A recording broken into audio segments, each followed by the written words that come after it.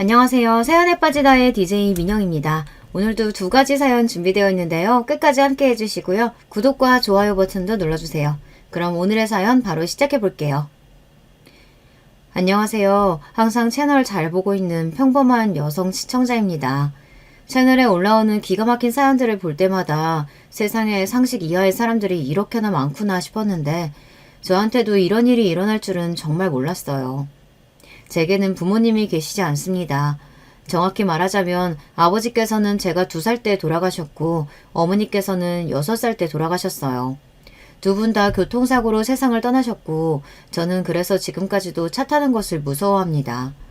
아버지께서는 비 오는 날 밤에 뺑소니 사고를 당하셨어요. 범인은 찾지 못했고 아버지께서 돌아가신 후로 어머니께서는 혼자서 저를 키우셨습니다. 어렸을 적에 어머니를 떠올리면 항상 바쁘고 지쳐 보이는 모습이셨던 것 같아요. 저와 어머니는 구축 빌라의 꼭대기층인 6층에 살았었는데요. 요즘에는 4층 이상의 건물에는 법적으로 엘리베이터를 설치해야 하지만 당시만 해도 그런 법이 없었기에 저희 빌라에는 엘리베이터가 없었어요.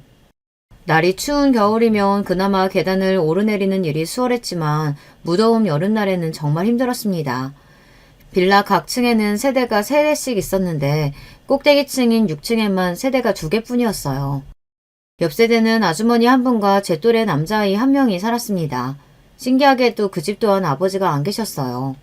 저희 어머니는 공장에서 2교대의 일을 하셨기에 저녁에 출근해 새벽 내내 일하고 돌아오실 때가 많았습니다. 그럴 때마다 옆집 아주머니께서는 어머니를 대신해서 어린 저를 돌봐주시곤 하셨습니다. 어머니는 그런 아주머니께 매번 신세 지는 것이 죄송해 매번 저를 찾으러 오실 때마다 떡이며 과자며 손에 뭐라도 하나 들고 오셨어요. 아주머니께서는 서로 어려운 처지에 이 정도 돕고 사는 것이 뭐가 어렵겠냐며 부담되니 이런 거 그만 가져와도 된다 손사래를 치셨습니다. 아주머니께서는 학교 앞에서 작은 분식집을 하셨는데요. 저는 학교가 끝나면 바로 그 분식집으로 달려가 공짜 간식을 얻어먹고는 했어요. 제가 가장 좋아했던 것은 새콤달콤한 양념 소스를 바른 떡꼬치였습니다. 어린 나이였으니 염치니 뭐니 그런 것들은 전혀 생각지도 못하고 그저 공짜 간식이 좋았던 것 같아요. 제가 매일 그 분식집에 가서 간식을 얻어먹는다는 것을 뒤늦게 알게 되신 어머니께서는 저를 단단히 혼내시며 앞으로는 꼭 돈을 내야 한다 꼬깃꼬깃한 1,000원짜리 지폐를 쥐어주셨습니다. 아주머니뿐만 아니라 아주머니 아들도 저를 친오빠처럼 잘 챙겨주었어요.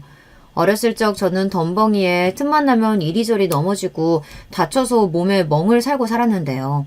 오빠는 그런 제게 항상 약도 발라주고 밴드도 붙여주고 제가 또 다쳐서 엉엉 울고 있으면 의젓하게 달래주기도 하고 여러모로 저를 잘 도와주었습니다. 매일같이 집에 찾아오는 어린 여자애가 귀찮을 만도 했을 텐데 지금 생각해보면 오빠도 철이 참 일찍 들었던 것 같아요. 그 뒤로도 오빠는 제 숙제를 봐주기도 하고 공부를 도와주기도 하며 사이좋게 지냈어요. 주말이면 아주머니와 오빠, 어머니, 저 이렇게 넷이서 근처 공원에 도시락을 싸 놀러 다니기도 하고 한 가족처럼 지냈습니다. 어머니께서는 옆집에 좋은 이웃이 살아서 참 다행이라는 말씀을 자주 하셨어요. 그렇게 시간이 흘러 제가 중학교 3학년이 되던 해 사고가 일어났습니다. 새벽 근무가 끝나고 집에 돌아오시던 어머니께서 교통사고로 목숨을 잃으신 거예요. 너무나 갑작스러운 사고에 정말 세상이 무너지는 기분이었고 앞날이 막막했습니다. 하루아침에 세상천지에 혼자 남게 되었으니 그 어린아이가 얼마나 겁이 나고 착잡한 심정이었겠어요. 만약 그때 옆집 아주머니께서 저를 걷어주시지 않았더라면 저는 아마 고아원에 들어가야 했을 거예요. 당시 제게는 연락이 닿는 친인척 한 명이 없었거든요.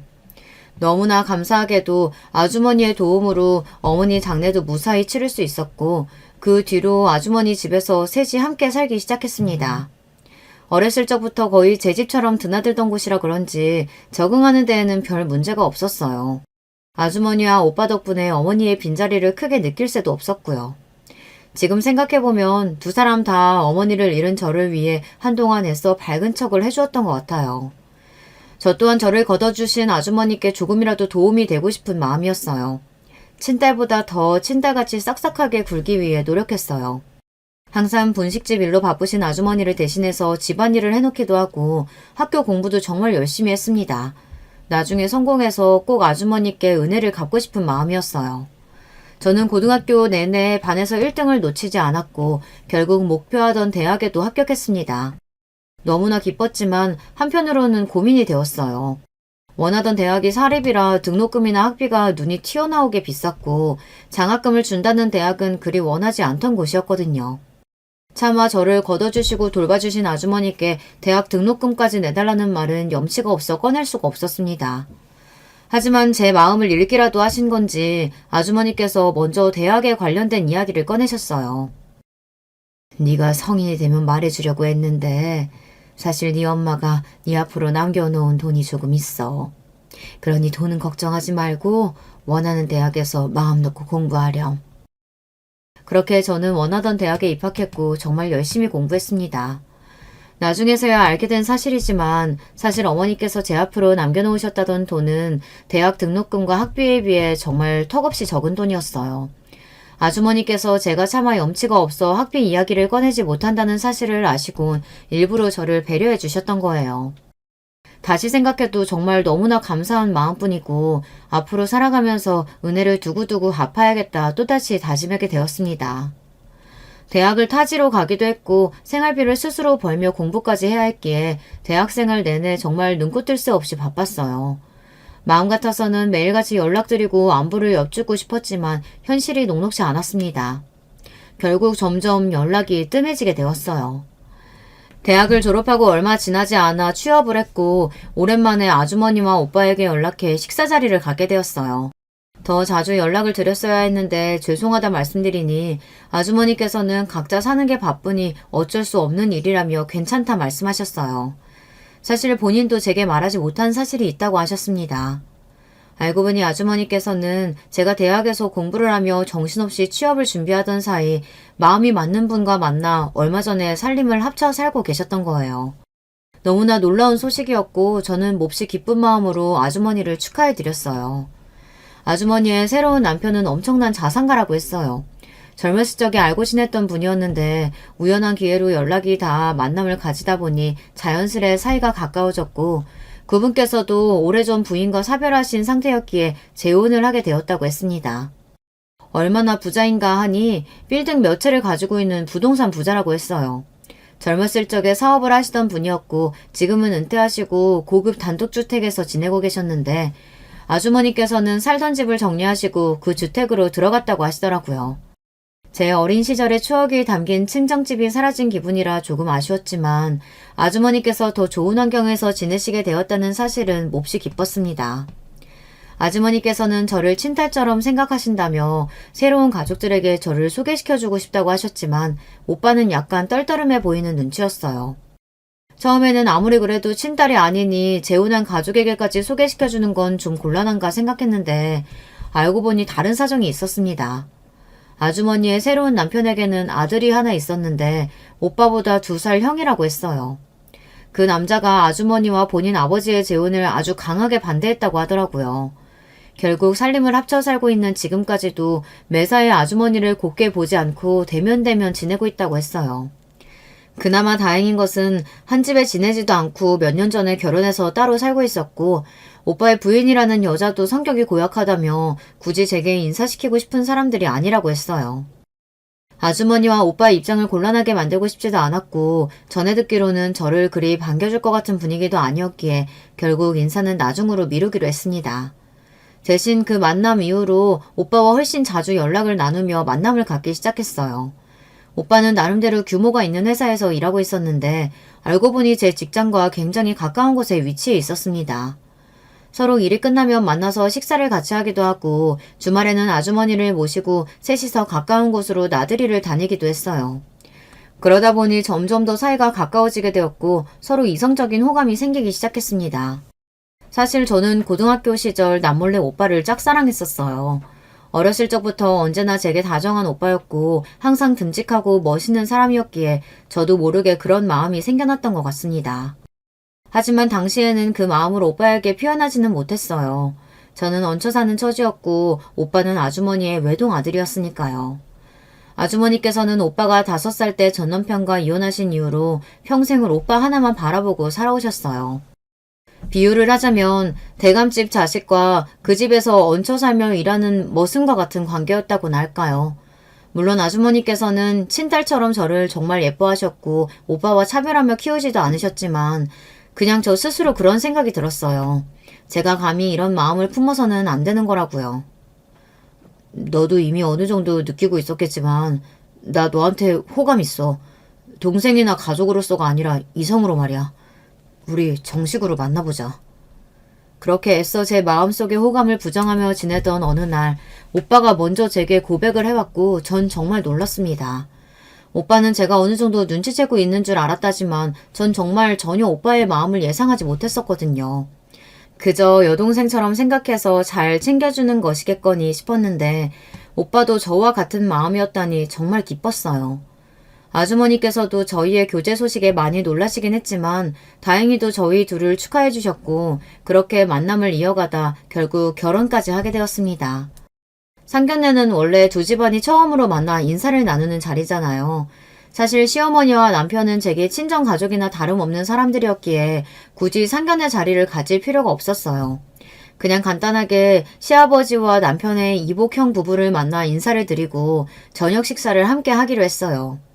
시어머니와 시아버지의 결혼을 끝까지 반대했다던 남편의 이복형, 그러니까 제게 아주버님이 되는 사람은 첫 만남 자리에서부터 불만이 아주 가득해 보이는 얼굴이었습니다.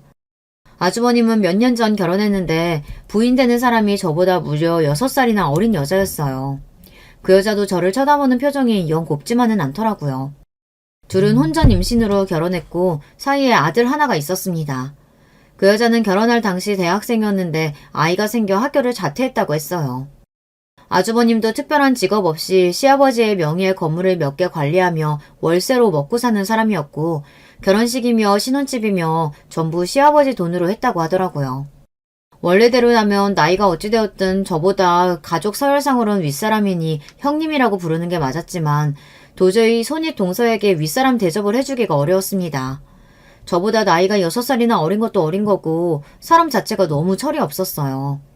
아들도 2돌이나 지났는데 애엄마가 맞나 싶을 정도였습니다. 본인 스스로 돈 한 푼 벌어본 적 없이 시댁의 돈으로 호의호식 지내고 있으니 경제관념도 전혀 없고 아주 돈을 펑펑 썼어요. 아이는 베이비시터에게 맡겨놓고 하루 종일 친구들과 브런치며 쇼핑이며 나다니기 바빴고 피부과도 수백만 원씩 돈을 바르며 외모를 바꿨습니다. 본인의 능력이 좋아서 그렇게 산다고 하면 아무도 뭐라고 하지 않을 거예요. 문제는 그렇게 펑펑 써대는 돈이 전부 시댁 주머니에서 나오는 돈이었다는 사실이었습니다. 그러면서 손윗동서가 제게 그렇게 외모를 안 가꾸면 남자들이 금방 질려한다느니 아무리 아줌마라고 하더라도 기본은 해야 한다느니 지적하기 바빴고 저를 완전히 본인 아랫사람으로 취급했어요. 보통 아무리 손윗 동서라고 하더라도 손아래 동서의 나이가 본인보다 많으면 완전히 아랫사람 취급하기보다는 서로 존댓말을 하기 마련이잖아요. 그런데 손윗 동서는 그런 개념이 전혀 없는 건지 새파랗게 어린 것이 제게 동서는 내 말이 말 같지가 않아? 하며 완전히 갑질을 하려고 들더라고요. 솔직히 성격 같아서는 저도 맞서서 지지 않고 반말을 해주고 싶었지만 괜히 시어머니를 곤란하게 만들고 싶지 않았어요. 그렇지만 죽어도 형님 소리는 안 나왔고 누구누구 씨 하며 이름을 불렀습니다. 시부모님께서도 제 입장을 이해해 주시는 건지 굳이 형님이라고 불러야 한다 강요하시지 않았어요. 손윗동서는 형님이라고 부르지 않는 제게 조금 불만이 있는 눈치였지만요. 아주버님 부부가 시어머니를 그닥 달궈하지 않는다는 이야기는 익히 들어 알고 있었지만 막상 제가 눈앞에서 그 상황을 마주하니 더 기가 찼습니다. 어쩌다 가족끼리 모이면 대놓고 시어머니 들으라는 듯 남자 재산 보고 결혼한 여자들이 어쩌니 저쩌니 사람이 말년에 욕심을 너무 부리면 안 된다느니 쓸데없이 입을 나불댔고 결국 시아버지께 한 소리 듣고 나서야 입을 다물었어요. 손윗동서는 그렇다 치더라도 나이도 먹을 만큼 먹은 사람이 그런 행동을 하니 더 어이가 없더라고요. 시아버지께서 대부분 시어머니 편을 들며 중간 역할을 잘 해주시긴 했지만 그래도 핏줄은 핏줄이라고 아주버님을 싸고 도시긴 하셨어요. 손윗동서도 시어머니께는 아주 까탈스럽고 싸가지 없이 굴었지만 시아버지께는 세상 착하고 애교 있는 며느리가 따로 없었습니다. 예쁘장한 얼굴로 아버님 하며 싹싹하게 구니 시아버지께서는 손윗동서를 꽤나 예뻐라 하셨어요. 시어머니께서는 원체 기가 세시기보단 천성이 순하신 분이었기에 그런 싸가지 없는 것들에게 한마디 제대로 하지도 못하고 매번 꾹 참기만 하셨습니다. 그러다 한번 큰일이 터졌어요. 그날은 시어머니의 생신이었고 오랜만에 가족들이 다 같이 모여 시댁에서 식사를 하였습니다.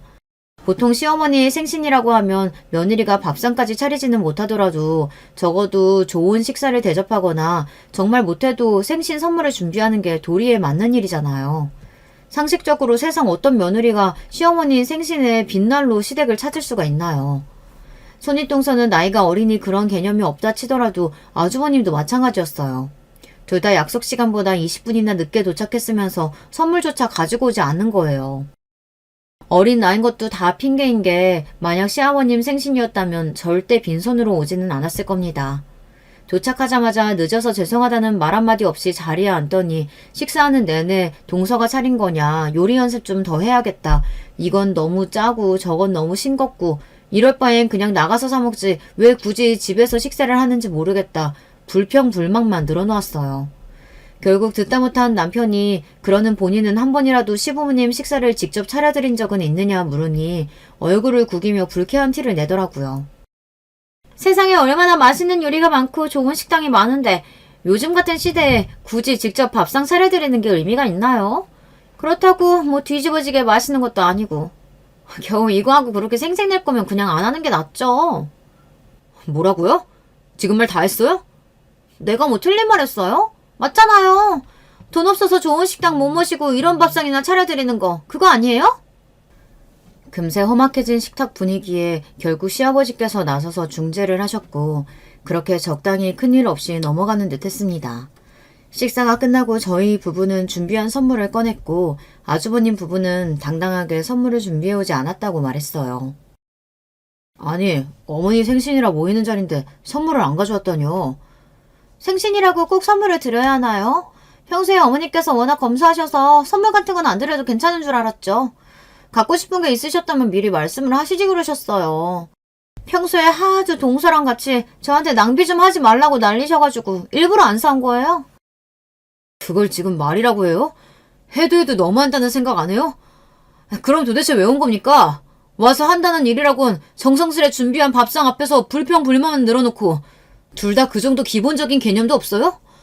선물이 없으면 적어도 예의상 축하하는 척이라도 해야죠. 지금 대체 뭐 하자는 겁니까? 말 좀 조심하지. 윗사람한테 싸가지 없이 그게 무슨 말버릇이야. 다들 조용히 해라. 좋은 날 같이 모여 축하하자고 불렀더니 어딜 부모 앞에서 자식의 연성을 높이고 있어. 결국 생씨 축하 자리는 엉망이 되었고 시어머니께서는 울음을 터뜨리셨어요. 그런 시어머니의 모습을 보니 저도 마음이 미어질 듯 아팠습니다. 시아버지께서는 아주머님 부부에게 아무리 그래도 작은 선물이라도 성의껏 가져왔어야지 생일을 축하하는 자리에서 그게 무슨 상식 없는 태도냐 나무라셨어요. 손윗동서는 애처럼 입술을 삐죽 내밀고는 자리가 끝날 때까지 한마디도 하질 않았어요. 그날 이후로 그렇지 않아도 대면대면했던 저희 부부와 아주머님 부부 사이는 더더욱 멀어졌습니다. 개인적인 연락은 전혀 주고받지 않았습니다. 시어머니께서는 그래도 제가 며느리로 들어와서 참 다행이라며 저 덕분에 마음이 편하고 기댈 곳이 있어 숨통이 좀 트인다고 말씀하셨어요. 그런 시어머니를 위해 제가 더 해드릴 수 있는 게 무엇일까 생각해봤는데 아무래도 시아버지께 점수를 따는 것이 좋겠다는 생각이 들더군요. 앞서 말씀드렸듯 손윗동서는 어린 나이에 얼굴도 예쁘장하고 애교도 많고 손자를 안겨드려서 그런지 시아버님께서 기본적으로 꽤나 예뻐라 하시는 편이었습니다. 가끔 손윗동서나 아주버님이 너무 예의 없이 굴거나 상식 밖의 행동을 하면 엄하게 나무라시기는 하셨지만 팔은 안으로 굽는 법이라고 피가 전혀 섞이지 않은 저희 부부보다는 아주버님 부부를 기본적으로 더 챙겨주시는 듯 했어요. 실질적으로 집안의 모든 권력은 시아버지 손에 있었으니 제가 시아버지께 좀 더 잘하고 점수를 따서 시어머니 길을 세워드리고 싶었습니다. 제가 동서보다 잘할 수 있는 것이 무엇일까 고민해봤을 때 아무래도 연륜에서 오는 센스와 정성일 것 같더라고요. 손윗동서가 아버님께 어리광 부리듯 아양이나 아첨을 떨 수는 있어도 생각이 짧은 편이니 미처 생각하지 못하고 신경 쓰지 못하는 부분들이 많았어요. 저는 그런 부분을 공략해 시아버님께 점수를 따기 시작했습니다.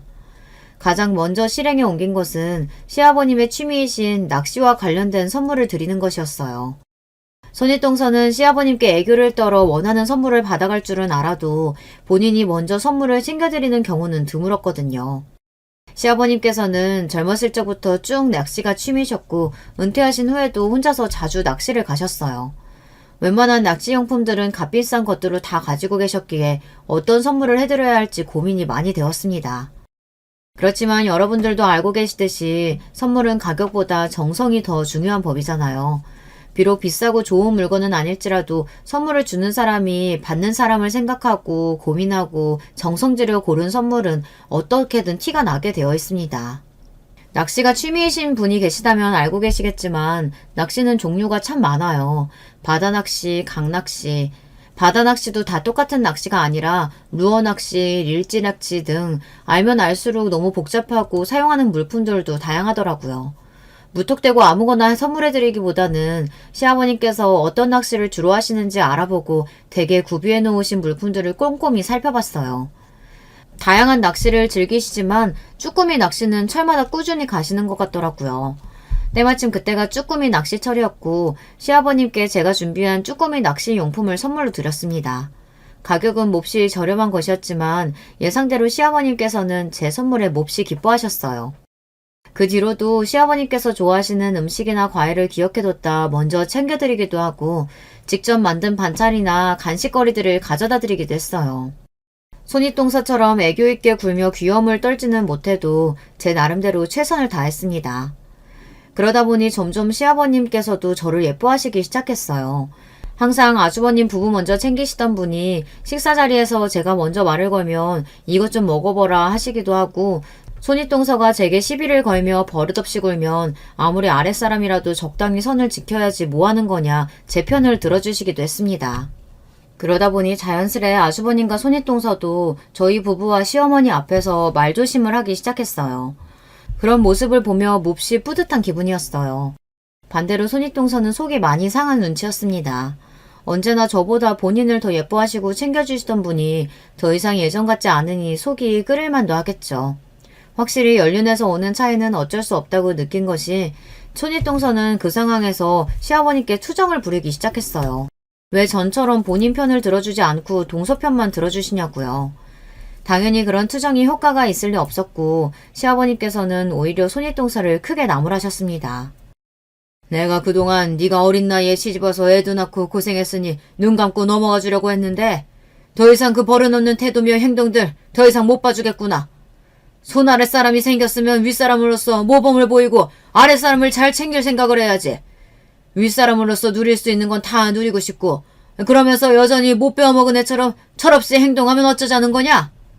앞으로 네 어리광 받아줄 생각 없으니 알아서 처신 잘해. 손윗동서는 몹시 충격을 받았는지 엉엉 울음을 터뜨렸어요.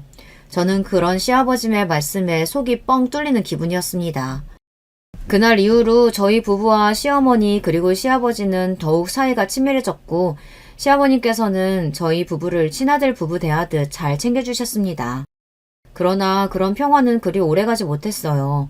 시아버님께서는 젊었을 적부터 심한 당뇨를 앓아오셨는데 갑작스레 병세가 악화되어 병원에 입원을 하시게 되었습니다. 금방 회복해서 퇴원하실 거라는 말씀과는 다르게 입원 기간이 점점 길어졌고 어느 날 새벽 너무나 갑작스럽게 세상을 떠나시게 되었어요. 시아버님께서는 생전 유서를 작성해 놓으셨고 담당 변호사도 존재했기에 유산 상속은 특별한 분쟁 없이 진행되었습니다. 시아버님께서는 시어머니와 아주버님께 골고루 건물과 재산을 나눠주셨고 아주버님 부부는 불만이 아주 많아 보였어요. 두 사람은 왜 본인들이 저런 피 한 방울 섞이지 않은 사람과 아버지 재산을 나눠 가져야 하냐며 언성을 높이고 변호사에게 따지고 들었지만 변호사는 고집을 부려서 될 일이 아니라며 시아버님께서 생전에 작성해 놓으신 유서대로 상속이 진행된다는 답만 반복했습니다. 아마 시아버지께서는 본인 사후 아주버님 부부가 억지를 부려서 유산을 전부 차지할 것을 예상해 유서를 꼼꼼히 작성해 놓으셨던 것 같아요. 어느 정도 예상했던 일이었지만 시아버님께서 돌아가신 후로 아주버님 부부는 시어머니와 저희에게 완전히 아나무인이 따로 없었습니다. 이제 아버지도 돌아가셨는데 우리가 왜 당신을 어머니라고 불러야 하냐. 사실 당신도 재산 노리고 우리 아버지랑 결혼했던 거 아니냐. 원하던 것을 얻었으니 서로 볼 일 없는 거 아니냐. 큰 소리를 떵떵 쳤고 그런 아주버님 부부의 태도에 시어머니께서는 크게 상처받으셨어요. 두 사람이 본인을 진짜 어머니처럼 생각하지 않는다는 사실은 알고 있었지만 그래도 시어머니께서는 두 사람과 가까워지기 위해 정말 최선을 다하셨거든요. 아주버님 부부에게는 3살짜리 아들이 하나 있었는데 아까 말씀드렸다시피 둘 다 육아에는 관심이 없고 아이는 거의 베이비시터 손에서 자란 것이나 마찬가지였어요. 그렇지만 베이비시터가 24시간 내내 붙어 아이를 돌봐주지는 않잖아요. 저도 아직 아이를 낳아 키워본 경험은 없지만 장담하건대 적어도 그 두 사람보다는 훨씬 잘할 거예요. 두 사람은 아이 돌봐주시는 이모님이 퇴근하시면 아이를 거의 방치하다시피 했고 육아와 관련된 기본적인 지식조차 없었어요. 오죽했으면 베이비시터가 아동학대로 신고까지 했겠어요. 나중에서야 전해 들은 이야기지만 본인이 없을 때는 아이가 전혀 케어받지 못하는 것 같다는 생각이 든 베이비시터가 경찰에 신고를 했었다고 하더라고요. 조사까지 나왔지만 경찰 앞에서 세상 착한 부모인 척 가증스레 연기를 해서 무혐의로 벗어났고 그 뒤로 베이비시터를 바꿨다고 들었습니다. 시아버님께서는 저렇게 철없는 인간들이 아이는 잘 키우고 있는 건지 이따금 걱정하시긴 했지만 그래도 부모라는 사람들이 그 정도로 아이를 방치할 것이라고는 생각하시지 못했는지 육아에 크게 참견을 하지 않으셨다고 해요. 하지만 두 사람의 이야기를 전해들은 시어머니께서는 진심으로 아이가 걱정이 되셨다고 합니다. 그 뒤로 시어머니께서는 두 사람에게 육아에 대해 이것저것 알려주시기도 하고 시어머니 돈으로 육아용품을 사서 보내기도 했어요. 하지만 두 사람은 그러거나 말거나 왜 참견이냐며 까칠한 태도였고 본인들 일은 본인들이 알아서 하겠다고 못을 박았습니다. 그러던 어느 날이었어요. 그날은 시아버님께서 아주버님 부부에게 시댁에 잠깐 들렀다가라고 말씀하신 날이었고 두 사람이 저녁 시간에 맞춰 손주 없이 둘이서 시댁을 찾았다고 해요. 그 모습을 보신 시어머니께서는 당연히 아이는 베이비시터가 봐주고 있겠거니 생각하셨다고 합니다. 오늘도 애는 그 시터인가 하는 이모님이 봐주시는 거니? 네? 아니요. 이 시간까지 일하는 시터가 어딨어요. 집에서 자고 있어요. 뭐야, 그럼 그 갓난애가 지금 혼자 있단 말이야, 집에?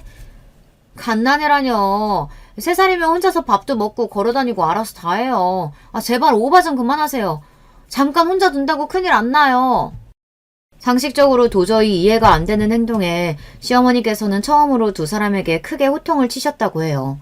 앞뒤 이야기를 들은 시아버지께서도 니네가 제정신이냐며 언성을 높이셨고 그날 이후로 시어머니께서는 자주 아주버님 댁에 드나들며 아이를 돌봐주시기 시작했습니다.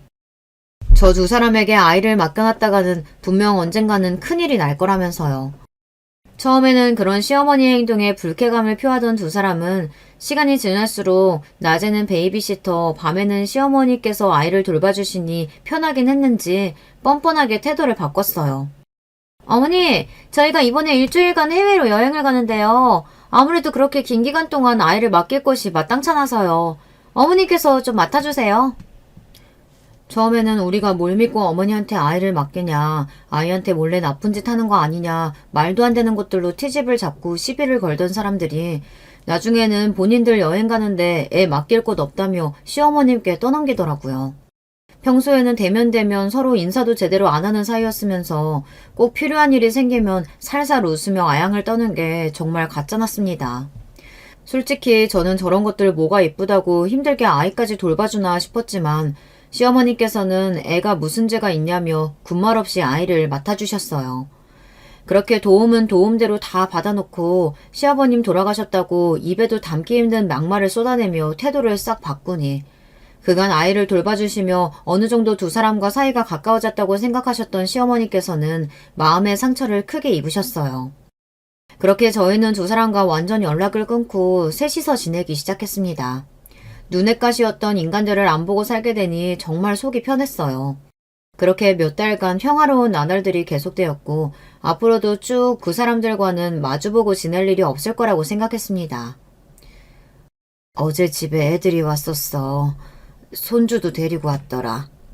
그동안 본인들이 죄송하다고 무릎 꿇고 엉엉 우는데 마음이 안 좋아서 밥 먹여 보냈다. 그러던 어느 날 아주버님 부부가 갑작스레 시댁에 찾아왔어요. 그렇게 막말을 쏟아내고 일방적으로 연락을 끊어낼 땐 언제고 이제와 죄송하다고 울고불고 사과를 해왔다고 하더라고요. 본인들이 너무 경솔하게 행동한 것 같다. 그래도 아버지 돌아가시고 남은 부모라고는 어머니 한 분이신데 그동안 저희 아이도 잘 돌봐주셨고 저희가 너무 배은망덕했다. 이제라도 정신 차리고 앞으로 정말 어머니처럼 잘 모시고 살고 싶다며 솔직히 말해서 그 두 사람이 갑자기 정말 개과천선해서 세 사람이 되었다고는 생각할 수 없었어요. 시어머니께 두 사람 분명 무슨 꿍꿍이가 있는 거다. 아이를 돌봐주던 사람이 사라지니 본인들이 불편해서 그런 거다. 이제 와서 굳이 다시 연락을 하며 지낼 필요가 있냐. 제 생각을 말씀드렸지만 시어머니께서는 원체 심성이 고우신 분이라 두 사람이 울며 사과를 해오자 마음이 약해지신 것 같았어요. 결국 그 뒤로 아주버님 부부는 시댁을 자주 찾으며 시어머님과 식사도 하고 시아버님께 그랬던 것처럼 애교도 떨고 아양도 부리고 나름대로 잘 지내는 것처럼 보였습니다. 개인적으로는 몹시 마음에 들지 않는 상황이었지만 시어머님께서 두 사람과 잘 지내보고 싶으시다는데 제가 이래라 저래라 주제넘게 나서서 시어머니 행동에 제약을 걸거나 두 사람 사이를 갈라놓을 수는 없었어요. 그래서 애써 좋게 좋게 생각하려 노력하고 있었습니다. 그러던 어느 날 갑자기 시어머님께서 지금 지내시는 집을 처분하고 아주버님 부부 집에 들어가셔서 살겠다는 폭탄 선언을 하셨어요. 어머니, 그게 갑자기 무슨 말씀이세요? 그 사람들 집에 들어가 사시겠다뇨? 지금 사는 집은 나 혼자 살기엔 너무 넓기도 하고 안 그래도 슬슬 처분하고 이사를 가야 하나 싶었는데 마침 그쪽에서 먼저 같이 살자는 얘기를 꺼내더구나. 그렇지 않아도 손주가 걱정이었는데 그 집에서 살면 마음 편하게 돌봐줄 수도 있을 것 같고. 걔네가 좀 어리고 철이 없어서 그렇지 나쁜 애들은 아니야. 지난 일들도 다 반성하고 있고. 아무리 그래도 그렇지 시아버님과 만난 후로 그 두 사람에게 당하신 것들이 얼마인데 이렇게 쉽게 덜컥 그 인간들을 믿어도 되는 건가 싶었습니다. 제 생각에는 분명 무슨 꿍꿍이가 있어 보였지만 저와 남편은 사정상 어머니를 모시고 살 수 없는 상황이기도 했고 혹시 그 집에 들어갔다가 무슨 일이 생기기라도 하면 그때 다시 모셔오면 되는 일이니 일단은 그렇게 하시라 말씀드렸어요. 그렇게 시댁을 처분하고 시어머님께서는 아주버님의 아파트에 들어가 지내기 시작하셨습니다. 처음에는 걱정되는 마음에 하루가 멀다 하고 전화를 드리고 매일같이 연락을 했어요. 혹시나 그 사람들이 어머니한테 폭언을 하지는 않냐, 이상한 행동은 안 하냐, 돈이나 재산 관련 문제를 이야기하진 않냐 이것저것 여쭤봤지만 어머니께서는 항상 그런 걱정하지 않아도 된다며 애들도 너무 잘해주고 잘 지내고 있다. 아무 문제 없으니 맘 놓고 지내라 말씀하셨습니다. 그렇게 한 달, 두 달 정말 큰 문제 없이 시간이 지나갔고 그럴수록 저도 마음이 놓이기 시작했어요. 제가 진짜 괜한 걱정을 했던 건가. 시아버지가 돌아가시면서 아주버님 부부가 정말 본인들의 잘못을 깨닫고 이제와 개과천선이라도 했나 싶었습니다. 그렇게 마음을 놓고 지내다 보니 점점 연락이 뜸해졌고 저도 사는 게 바빠서 시어머니께 크게 신경을 기울이지 못하고 있었어요. 그러던 어느 날부터 시어머니께서 전화를 받지 않으시는 거예요. 문자나 카톡에도 답장이 전혀 없으시고요. 하루 이틀이야 바쁘시거나 사정이 있으셔서 그럴 수 있겠지 싶었지만 며칠이 지나도 연락이 안 되니 불안한 마음이 들었습니다. 별로 내키지는 않았지만 오랜만에 손이 동서에게 전화를 했고 요즘 어머니께서 연락이 안 돼서 그러는데 잘 지내고 계시는지 물었습니다. 그랬더니 어머니께서 몸이 좋지 않으셔서 누워 계신다고 하더라고요. 몸이 안 좋으시다고요? 어디가 어떻게 안 좋으신데요? 병원은 모시고 갔어요? 당연히 다녀왔고 얼마 전에 입원도 했어. 몸이 좀 많이 안 좋으셔. 입원을 했다고요? 그럼 지금 집에 계시다는 거예요? 아니면 병원에 입원을 하신 거예요? 병원 주소 말씀해 주세요. 아니 지금은 집에 계신데 오늘인가 어젠가 퇴원했어. 아무튼 올 필요 없어. 몸이 너무 안 좋으셔서 요즘 내가 얼마나 고생인지 곧 요양원 보내기로 했으니까 그렇게 알아. 뭐라고요? 요양원이요? 제 무릎의 손윗동서는 어머니께서 몸이 너무 안 좋으셔서 병원도 다녀왔고 입원도 했었다며 횡설수설을 하다가 갑자기 본인이 시어머니를 모시기 너무 힘들다고 요양원에 모실 거라고 하는 거예요. 너무나 황당한 말에 무슨 요양원이냐며 그 짧은 시간에 그 정도로 건강이 안 좋아지신 거냐. 요양원에 모실 바에야 내가 모시겠다. 지금 당장 어머니 데리러 가겠다 말하니 손윗동서는 본인이 알아서 하겠다 전화를 뚝 끊어버렸습니다. 아무리 생각해도 찜찜한 마음에 결국 남편을 데리고 아주버님 댁에 무작정 찾아갔어요. 분명 집에 불이 켜져 있는 걸 보고 올라왔는데 아무리 문을 두드리고 벨을 눌러도 묵묵부답이기에 경찰을 부르겠다고 소리치고 전화를 20통을 넘게 하니 그제야 문을 열어주더군요. 도대체 왜 집에 없는 척 하는 거냐? 어머니 잘 계신 거 맞냐? 지금 당장 모시고 가겠다. 어디 계시냐? 언성을 높이니 아주버님 부부는 본인들이 어머니한테 무슨 짓을 했다고 그러냐. 요즘 어머니 건강이 너무 안 좋아지셔서 내가 모시느라 얼마나 힘든지를 아느냐. 애도 못 보고 더 이상 같이 살 이유가 없다며 뻔뻔하게 말하는데 정말 너무 화가 났어요. 본인들 필요할 때는 아양 떨면서 어떻게든 모셔가려고 하더니 시댁 정리한 돈도 다 그쪽이 받아갔다면서요. 이제 돈도 다 빨아먹었고 애도 못 보니 가져다 버리겠다 이거예요? 애초에 당신들 같은 파렴치한 인간들한테 어머니를 모시게 하는 게 아니었어. 어머니 어디 계세요? 어머니 이미 요양원 가셨어. 남의 집에서 행패 그만 부리고 당장 나가. 너무나 충격적인 손윗동서의 말에 이미 요양원에 가셨다니 그게 무슨 말이냐 따지고 들었고 아주버님은 어머님이 한참 전부터 요양원에 계셨다며 숲속의 경치도 좋고 공기도 좋은 곳으로 모셨으니 신경 끄라고 말도 안 되는 소리를 해댔어요. 친아들도 모르는 사이에 마음대로 시어머니를 요양원에 모셨다는 게 말이 되냐. 당신들 어머니한테 무슨 짓 했냐. 어디다 모셨는지 당장 말하지 않으면 납치로 경찰에 신고하겠다. 미친 사람처럼 소리를 지르니 결국 주소를 말해줬어요. 바로 남편과 함께 몇 시간을 꼬박 달려 요양원으로 향했습니다. 요양원은 강원도 산골에 주소를 모르면 절대 찾지 못할 만큼 꽁꽁 숨겨져 있는 곳이었어요. 어머니는 휴대폰도 다 뺏긴 채 그곳에 거의 감금당하듯이 맡겨져 있었습니다. 저희를 보자마자 눈물을 터뜨리시는 어머니를 보고 정말 속에서 천불이 나는 것 같았어요. 게다가 더 기가 막힌 것은 그 부부가 한 짓이 이뿐만이 아니라는 사실이었어요. 두 사람은 시아버지가 돌아가시고 시어머니께 주신 건물이며 재산을 전부 시어머니의 동의 없이 본인들 명의로 돌려놓고 통장에 있던 돈도 마음대로 빼갔습니다. 시어머니께서는 서류며 절차며 부동산에 관련된 것들을 잘 모르시니 감언이설로 살살 어머니를 꼬드겨 서류와 통장을 몰래 빼내가 그런 파렴치한 짓거리들을 저질렀던 것입니다. 그러나 이 두 사람은 이 모든 사실을 따지고 들자 너무나 뻔뻔한 태도로 일관했어요. 아니, 동서 친족 상도라도 몰라? 어차피 우리 가족이랑 신고해봤자 처벌도 안 돼. 그러게 그렇게 중요한 것들을 잘 관리했었어야지. 어차피 애초에 전부 우리 남편한테 상속될 것들이었잖아. 게다 욕심 부리지 말고 그냥 처음부터 없었던 거라고 생각하고 살아. 여러분은 친족 상도례라는 법을 들어보신 적 있으신가요? 쉽게 말하자면 친인척과 배우자 간에 발생한 절도죄, 사기죄 등의 재산 범죄에 대해 형을 면제해주는 특별법입니다. 이런 말도 안 되는 법이 세상에 어딨나요? 설령 피가 섞인 가족이라 하더라도 남의 재산을 함부로 가져갔다 강탈하고 사기를 쳤는데 도대체 왜 처벌을 할 수가 없다는 겁니까? 너무나 분하고 억울했지만 손윗동서 말대로 저희는 법적으로 친족이었고 가진 것들을 다 뺏겨놓고도 아무것도 할 수가 없는 것이었었어요. 이대로 정말 저 뻔뻔한 년놈들은 떵떵거리며 잘 사는 꼴을 보고만 있어야 하는 건가? 겨우 친족이라는 이유만으로 이렇게 억울하게 참고 넘어가야 하는 건가? 무력감을 느끼던 찰나 시어머니께서 정말 깜짝 놀랄 만한 말씀을 하셨어요. 사실 죽은 남편이랑 나랑은 법적으로 아무 사이도 아니다. 혼인신고를 안 했거든. 그냥 살림만 합쳐 살았던 거야. 죽은 후에 나한테 남겨준 것들도 상속이 아니고 전부 증여받은 것들이었어. 정말 상상도 하지 못한 일이었습니다. 시어머니께서 재혼을 하셨다기에 당연히 시어머님과 혼인신고를 올리고 살림을 합치셨을 거라고 생각했는데 알고 보니 두 분께서는 법적으로 아무 사이도 아니셨던 거예요. 그저 동거인이었던 거죠.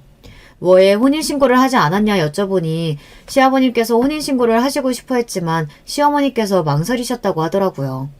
일단은 살림을 합치고 살다 시간이 좀 지나면 다시 이야기해보자 말씀하셨던 것이 시아버님께서 돌아가실 때까지 미루고 미루다 결국 혼인신고를 하지 않으신 것이었습니다. 그러니 당연히 시아버지의 아들인 이복형과 손윗동서와 시어머니께서는 법적으로 아무 사이도 아니었고 그들이 한 모든 파렴치한 행동들은 친족 상도례에 전혀 해당되지 않는 범죄였어요. 그날로 바로 변호사를 찾아가 상담을 받았습니다. 민사와 형사 고소 준비를 시작했습니다. 손익동서가 제게 전화로 떠벌떠벌 본인들이 어쨌고 저쨌고 본인 입으로 범죄 행위를 전부 시인했었고 그 외의 증거와 정황들도 너무나 명백했기에 변호사 측에서는 민사와 형사 고소 같이 준비하는 것이 좋을 것 같다고 말했습니다. 보통 사기를 당했을 때 형사소송은 사기꾼에게 흔히 말하는 빨간 줄이 길게 하는 것이고 민사소송은 피해 금액을 변제받기 위해 진행하는데 형사소송에서 승리하면 민사소송에서 몹시 유리한 증거로 사용할 수 있어 경우에 따라 다르지만 형사소송을 먼저 진행하는 경우가 많다고 하더라고요. 그렇지만 저희와 같은 경우에는 이미 증거도 너무 명백하고 피해 금액도 커서 두 소송을 같이 준비하는 것이 좋겠다며 무조건 승리할 테니 맘 놓고 기다리기만 하면 된다고 말씀하셨어요. 그렇게 복수의 칼날을 갈기 시작했습니다. 얼마 후 두 사람에게 고소장이 날아가자 기다렸다는 듯 바로 연락이 왔어요. 친족 상도례에 대해 본인이 친절히 이야기해줬는데도 머리가 나빠서 이해를 못한 거냐며 괜히 돈 낭비, 시간 낭비하지 말고 고소 취하하라 하길래 코웃음을 치며 답변해 주었습니다.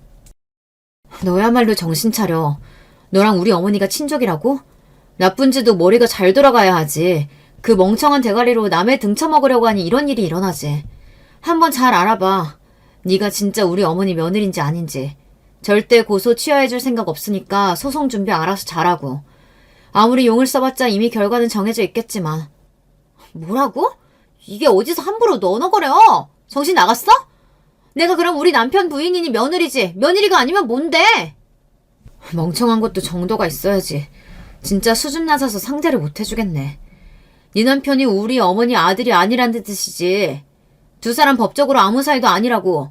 그러니 네가 말하는 그 친족 상도례인지 뭔지 그딴 거 아무 상관없이 너희들은 이제 범죄자라 이 말이야. 능력이라곤 쥐뿔도 없는 것들이 부모 잘 만나 그동안 편하게 살았으면 가진 것에 만족이라도 할 줄 알아야지. 사기죄, 강탈죄까지 골고루 신고당해서 깜빵에서 썩을 준비나 해.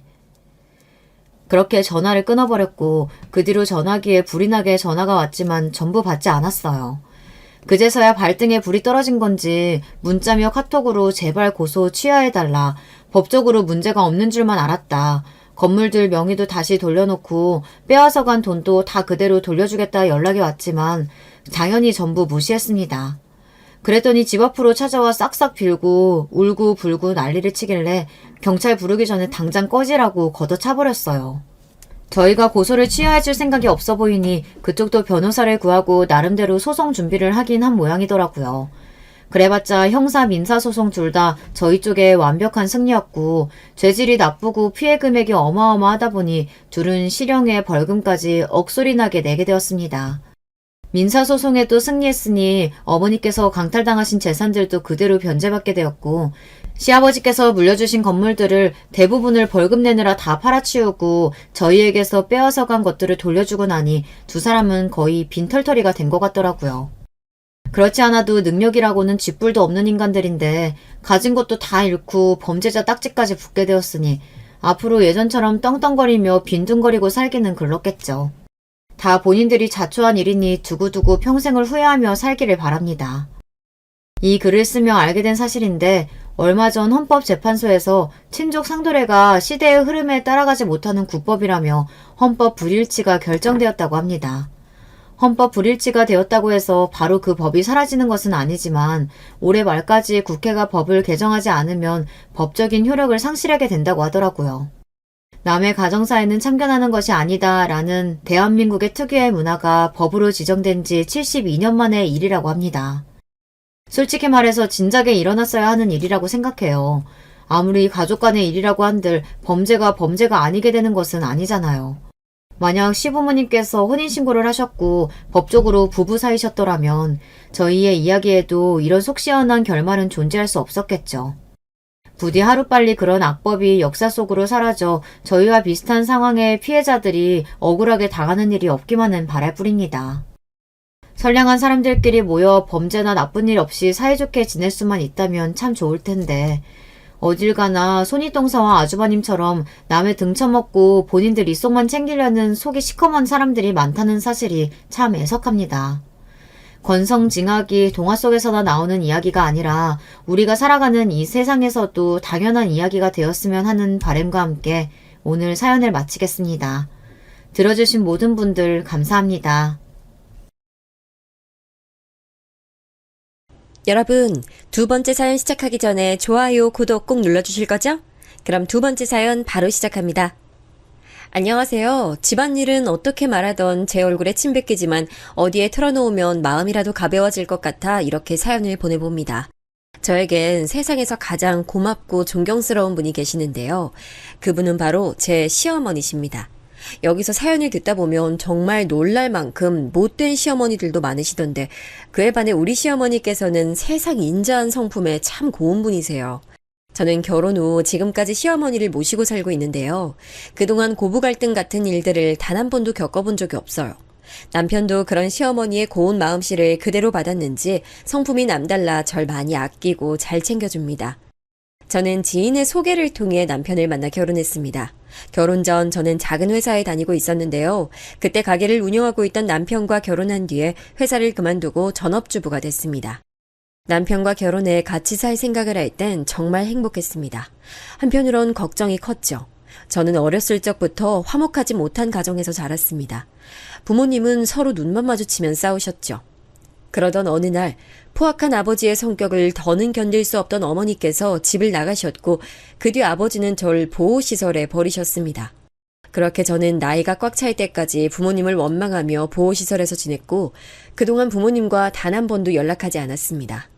보호시설에서 사는 동안 저는 나름 열심히 공부해 적당한 대학교에 입학했고 장학금까지 받으며 무사히 졸업했습니다.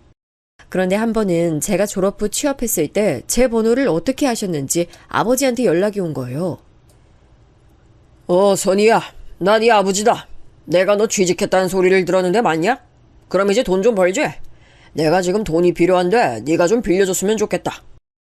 아니 근데 취직했으면 바로 연락도 하고 효도할 생각을 해야지 어른이 먼저 연락하게 만들어서야 되냐? 나도 이제 하나밖에 없는 딸 연덕 좀 보고 살아야겠으니 내가 연락하면 즉각 받아.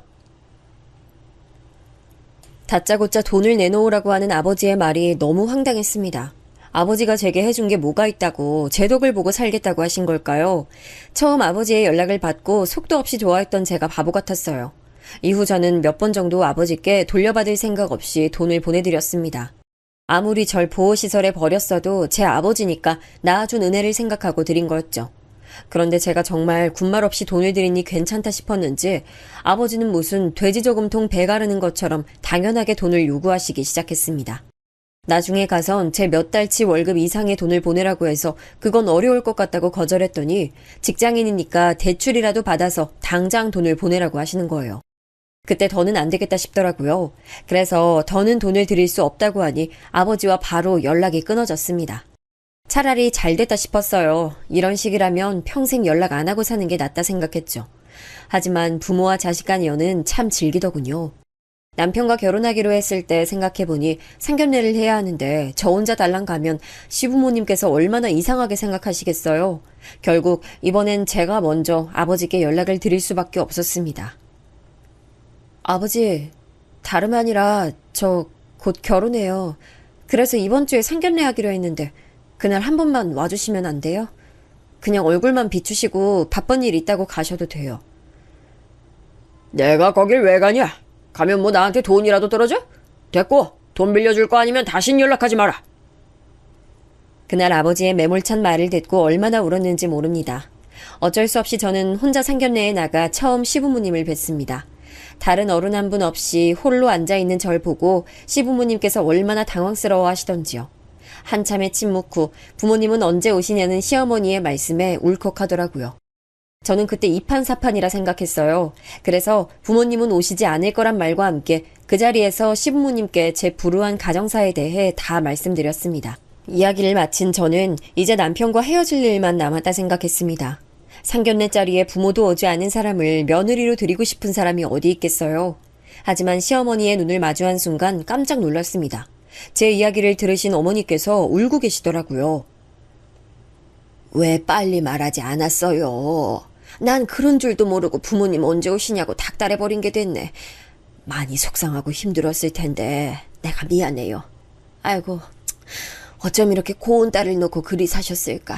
내가 다 화가 나네. 차라리 내 딸이었으면 얼마나 좋았을까. 처음 시어머니 말씀을 들었을 땐 당황스러웠지만 저는 그 말씀이 그저 새로운 가족에게 하는 인사치레 같은 이야기라 생각하고 담담하게 감사 인사를 드렸습니다. 근데 결혼식 날 제 생각은 송두리째 바뀌었어요. 결혼식 당일 신부 대기실에서 대기 중이었는데 갑자기 밖에서 큰 소리가 나기 시작했습니다. 무슨 일이라도 있는 건가 걱정이 되어 살짝 문을 열고 밖을 내다봤는데 놀랍게도 제 아버지가 계신 거예요. 더 놀라운 건 아버지가 시어머니와 언쟁을 벌이고 있었던 겁니다. 내가 왜 못 찾아와? 여기서 내 친딸이 결혼하는데 당연히 올 수 있지. 어쩜 철면 피가 따로 없네. 그만큼 나이 먹고 부끄러움도 없어? 사람 불러서 내쫓기 전에 당장 나가. 나가다니? 내가 왜 나가? 못 나가. 내가 오늘 여기서 결혼하는 신부 아버지라고. 저는 혹시 아버지가 뒤늦게라도 친부석에 앉고 싶어서 온 건가 싶었어요. 점점 심해져가는 소란을 가만히 보고만 있을 수 없던 저는 신부 대기실에서 나오려고 했는데 순간 시어머니께서 소리치시는 말을 듣고 발걸음이 굳었습니다. 하! 말 한 번 잘했네. 당신, 애비라는 사람이 어떻게 친딸 결혼식 축의금에 손을 대? 그러고도 당신이 애비야? 그럼 내가 애비인데 딸년 축의금은 당연히 낼 거지. 선희 걔는 나 아니었으면 이 세상 태어나지도 못했어. 저는 아버지 말에 낯이 뜨거워지다 못해 터질 것 같았어요. 아버지란 사람이 어떻게 딸 결혼식에서 그런 행패를 부릴 수 있죠? 저는 시부모님께 너무 부끄럽고 죄송해서 눈물이 날 것 같았어요. 아버지가 저런 인간 말종인 건 보여드리고 싶지 않았거든요. 그때 전 시어머니께서 이렇게 소리치시는 걸 들었어요. 낳기만 하면 다 부모야? 제대로 부모 노릇을 해야 부모라 할 수 있지. 이제부터 선이는 내가 내 딸로 데리고 살 거니까 앞으로 다신 찾아오지 마. 한 번만 더 찾아오면 확 경찰에 신고해버릴 거니까. 아버지는 결국 경비의 손에 이끌려 예식장 밖으로 쫓겨났습니다. 저는 시어머니의 외침을 듣고 신부 대기실 문에 주저앉아 울고 말았습니다. 상견례 자리에서 시어머니께서 제게 해주신 말씀들이 전부 진심이었다는 걸 알게 되니 참을 수 없는 눈물이 흐르더군요. 눈물 젖은 결혼식을 무사히 끝마쳤을 때 시어머니께선 제 손을 꼭 잡고 이렇게 말씀하셨어요. 결혼식 전에 그런 일이 있어서 많이 놀랐지? 선이야, 앞으로 너는 우리 가족이자 내 딸이야. 누가 뭐라고 해도 신경 쓰지 마. 언제나 이 엄마가 지켜줄게. 엄마요? 엄마라는 말 너무 불러보고 싶었어요. 엄마 너무 죄송하고 감사해요. 제가 정말 잘할게요. 저 받아주셔서 정말 감사해요. 오늘 저 때문에 마음도 많이 불편하셨을 텐데. 그런 말 마라. 난 오히려 우리 딸 마음 상했을까봐 그게 더 걱정이야. 이제 그런 일 절대 일어나지 않게 할 테니까 마음 편히 갖고 같이 잘 살자. 아버지가 찾아와 난동을 부렸을 때 시부모님께서도 많이 놀라고 기분 상하셨을 텐데 절 먼저 살펴주시는 시어머니 말씀에 다시 한번 죄송하면서 크게 감사한 마음이 들었어요. 그래서 저는 시부모님을 제 친부모님처럼 모시고 살겠다고 마음먹었습니다. 그런데 결혼식이 끝나고 신혼여행에서 돌아온 지 얼마 되지 않아 청천벽력 같은 일이 일어났습니다. 시아버지께서 불의의 사고로 하루아침에 세상을 떠나시고 만 것이에요. 시아버지 장례식 날 저는 홀로 남으신 시어머니께 정말 효도하고 살겠다고 눈물의 결심을 했어요. 장례식을 잘 마무리하고 저는 시어머니와 한 집에 살면서 모시고자 했어요. 시아버지도 돌아가시고 혼자 지내시면 힘드실 것 같아 제가 먼저 남편에게 제안했고 남편도 정말 좋아했죠. 그래서 남편과 같이 시어머니께 말씀드렸는데 정작 시어머니께선 거절하시는 거예요. 난 괜찮다. 그저 둘이 잘 사는 게 나한텐 큰 효도야. 그러니까 난 신경 쓰지 말고 신혼답게 예쁘게 지내. 그래도 어머니 혼자 계실 때 아프시기라도 하면 어떡해요. 제가 너무 걱정돼서 그래요. 한 집에서 같이 살면 무슨 일이 생기더라도 제가 더 많이 신경 써드릴 수 있잖아요. 하지만 시어머니께서는 한사코 거절하셨습니다. 시어머니의 강경한 거절에 저는 어쩔 수 없이 마음을 접을 수밖에 없었죠. 하지만 시어머니의 건강은 제가 꼭 지켜드리고 싶었어요. 그래서 저는 남편과 상의해 시어머니를 모시고 큰 병원에서 건강검진을 받았습니다. 시어머니께서 건강하시다면 그제야 마음이 좀 안심될 것 같았거든요. 그런데 시어머니께서 받은 건강검진 결과를 받고는 세상에 너무 놀라고 말았지 뭐예요. 평소에 감기 한 번 걸린 적 없으셨지만 이상하게 마른 기침을 달고 사셨던 시어머니의 목에서 큰 혹이 발견된 거예요. 병원에선 혹을 떼어내기만 하면 되는 일이라 큰 수술은 아니라고 했지만 저는 수술날까지 잠도 제대로 못 자고 마음 졸이며 지냈습니다. 나이가 좀 있으신 분들께는 아무리 작은 수술이라고 해도 몸에 큰 부담이 생기기 마련이잖아요. 제가 걱정하는 동안 수술날이 다가왔고 시어머니께서는 입원 후 수술을 받으셨어요. 다행히 수술은 성공적으로 끝났습니다. 하지만 연세가 있으셔서 그런지 쉽사리 이전처럼 기운을 차리시지는 못하시더라고요. 저는 시어머니 건강이 너무 걱정돼서 집안일이 손에 잡히지 않을 정도였어요. 그래서 입원해 계신 동안 계속 상주하며 간호를 했죠. 물론 퇴원하신 뒤에도 저는 시어머니 집에서 거의 살다시피 하며 병간호를 이어갔습니다. 그리고 이번 수술을 계기 삼아 시어머니를 챙겨드리기 위해서는 가까이에서 지내는 게 좋다고 말씀드리고 어머니를 우리 집으로 모셨습니다. 내가 신혼부부 사이에 껴있으려니 신혼생활 방해하는 것 같아서 걱정 많았어. 그래도 우리 딸 얼굴 이렇게 자주 보니까 기분 좋네. 그렇죠, 어머니. 이렇게 같이 사니까 얼마나 좋아요. 저도 일어나자마자 어머니 뵐 수 있어서 너무 행복해요. 우리 쭉 이렇게 다 같이 살아요. 네? 그래. 내가 우리 딸 덕분에 하루하루가 행복해. 꼭 평생 소원을 다 이룬 것 같아. 다 우리 딸 덕분이다. 그렇게 남편과 함께 시어머니를 모시고 산 지 5년쯤 되던 해였어요. 어느 날 도련님이 결혼할 여자를 데리고 왔더라고요. 도련님은 대학교 교수였는데요. 도련님이 가족들에게 데려온 여자도 마찬가지로 같은 대학에서 근무하는 교수였습니다. 처음 마주한 사람이었지만 우리 가족을 대하는 태도며 말씨까지 정말 보기 좋고 예의 바른 사람이었죠. 게다가 성격이 약간 불같은 도련님과 잘 지내는 모습을 보니 참 착하고 성격 좋은 여자라고 생각됐어요. 시어머니께서도 상당히 마음에 드신 눈치였죠. 이후 서방님께서는 동서와 결혼하셨고 우리 가족은 서로 평화롭게 잘 지내는 것 같았습니다. 그런데 시간이 흐를수록 동서를 중심으로 자꾸 마음 불편한 일이 생기더군요. 동서는 자신이 명문대 교수인 것에 큰 자부심을 가지고 있었습니다. 물론 명문대 교수가 될 만큼 동서 학력은 화려한 편이었죠. 그래서인지 동서는 본인의 기준에서 학력이나 집안 배경이 낮다고 생각이 드는 사람은 무시하고 하대하는 못된 심보가 있었습니다. 저는 처음에 동서가 착한 사람이라고만 생각해 이것저것 챙겨주며 잘 지내려고 했어요.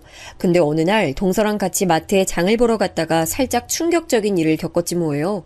마트에서 동서와 같이 장을 보고 있었는데 거기서 동서의 지인을 만난 거예요. 근데 동서가 지인을 보자마자 갑자기 영어로 대화를 하더라고요. 그리고 저는 꽂아 놓은 보릿자루처럼 놔두고 자기들끼리 한참을 떠드는 겁니다. 저는 그저 본인들끼리 은밀하게 이야기하고 싶었나 보다 싶어 조금 떨어져서 가만히 기다리고 있었죠. 근데 얼마 뒤 대화가 끝난 동서가 저한테 다가와 한마디 하는 거예요. 죄송해요, 형님. 오랜만에 대학 동기를 만났더니 너무 반가워서 이야기가 길어졌네요. 근데 저 친구가 해외 출신이라 영어로 말하는 걸 더 선호해서 말이에요. 형님은 하나도 못 알아들으셨을 텐데 많이 심심하셨죠? 심심하긴. 동서 친구가 오랜만에 가족끼리 여행 다녀왔다는 얘기를 들으니까 나도 왠지 여행 가고 싶어지던데? 그래서 여행 간다면 어디로 갈지 생각하다 보니까 하나도 안 심심했어. 어머, 형님 다 알아들으셨구나. 보기보다 영어 잘하시나 봐요. 그렇게 말하면서 저를 위아래로 훑어보는데 눈빛이 그렇게 안 봤는데 의외라는 듯 했어요. 그 순간 동서의 시선에 기분이 너무 불쾌하더라고요. 만약 제가 거기서 영어를 아예 못 알아들었다면 동서가 저를 어떤 시선으로 볼지 예상이 됐거든요. 하지만 마음 한편으로는 제 기분 탓일 수도 있지 싶어 그날은 그냥 다른 말 없이 넘어갔습니다. 그런데 그 후에도 동서는 몇 번이나 저를 시험하듯 하더군요. 저를 볼 때마다 영어에 관한 질문을 하질 않나, 같이 잘 보고 있던 드라마를 꺼버리고 갑자기 영어 뉴스를 틀질 않나, 그것도 아니면 대뜸 같이 영화 한 편 보자면서 자막 없는 미국 영화를 틀어놓는 거예요. 그리고 중간중간 저를 떠보면서 사람 신경을 살살 긁더군요. 형님, 방금 저 배우가 뭐라고 하셨는지 알아들으셨어요? 당연히 알아들었지. 왜, 동서는 못 알아듣겠어? 그래서 나한테 묻는 거야? 어머, 아니요. 제가 모를 리 있겠어요. 명색이 대학 교수인데요. 저는 혹시나 형님이 못 알아들으신 건 아닌가 싶어서 알려드리려고 물어본 거예요.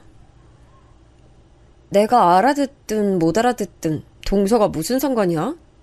그리고 저번부터 생각한 건데 동서 묘하게 사람 기분 나쁘게 하는 게 있어. 자꾸 영어 가지고 나 떠보기나 하고 말이야. 다 알고도 그냥 넘어가줬더니 내가 만만한가 봐. 아니에요, 형님. 만만하긴요. 생각해보니까 제가 말이 좀 별로였던 것 같네요. 죄송해요. 자꾸 그렇게 말하니 저도 더는 좋게 쳐내지 못하겠더라고요. 그러더니 그 이후부터는 별다른 말이나 떠보는 행동도 사그라들었습니다. 만약 제가 하나라도 모르는 티를 냈다면 저를 얼마나 무시했을지 짜증나더라고요. 그 이후부터 저는 동서와 조금씩 거리를 뒀습니다. 그렇게 제가 동서에게 보이지 않게 선을 긋는 사이 어느 순간부터 동서의 시선은 시어머니에게 향해 있었어요. 사실 시어머니께서는 어린 시절 집안 사정 때문에 국민학교도 졸업하지 못하셨어요. 시어머니의 아버지께서는 도박에 빠져 살았는데 그 때문에 큰 빚을 많이 지셨다고 해요. 그 바람에 시어머니는 유년 시절 내내 빚쟁이에게 시달렸고 가족 모두가 빚쟁이들을 피해 야반도주를 하며 이사를 하셨다고 합니다. 그러다 보니 시어머니의 형제들은 미리 독립해서 출가해버렸고 그 탓에 가족들은 뿔뿔이 흩어진 채 살고 계신답니다. 시어머니께서도 일찍이 독립해 살아남기 위해서 여태껏 안 해본 일이 없이 사셨다고 해요. 이 이야기들은 대부분 제가 시어머니와 같이 살게 됐을 무렵 시어머니께서 술 한잔 하시면서 살짝 알려주신 것들이었어요. 친아들인 남편에게도 잘 말하지 않은 이야기를 제게 해주셨던 거죠. 하지만 동서는 시어머니께서 불러도 잘 오지 않았고 그러니 시어머니의 이야기를 들을 새도 없어서 시어머니께서 얼마나 힘들게 살아오셨는지 아무것도 몰랐어요. 그 때문에 동서는 시어머니께서 국민학교도 제대로 나오지 못했다는 걸 그저 가난의 상징 또는 게으름의 표본이라고 여겼던 것 같아요. 저에게 한 소리 들은 후 동서는 방향을 바꿨는지 그때부터 시어머니를 뵈러 집으로 올 때마다 시어머니를 무시하기 시작했습니다. 제게 했던 것처럼 시어머니 앞에서 영어로만 말한다던가 일부러 어려운 사자성어를 쓰는 등 요즘 젊은 사람들만 잘 아는 줄임말을 막 쓰는 거예요. 그리고 잘 못 알아들으셔서 되물으면 그걸 그렇게 비꼬는 거예요. 어머, 어머니, 이런 것도 모르세요? 요즘 사람들은 다 아는 건데 이것도 모르시면 어떡해요? 우리 어머니 공부 좀 하셔야겠다. 아, 그래? 우리 둘째 아가 덕분에 내가 이런 것도 알게 되는구나. 동서 타박에도 시어머니께서는 사람 좋은 웃음 지으면서 그저 좋게 넘어가셨습니다. 하지만 저는 그냥은 못 넘어가겠더군요.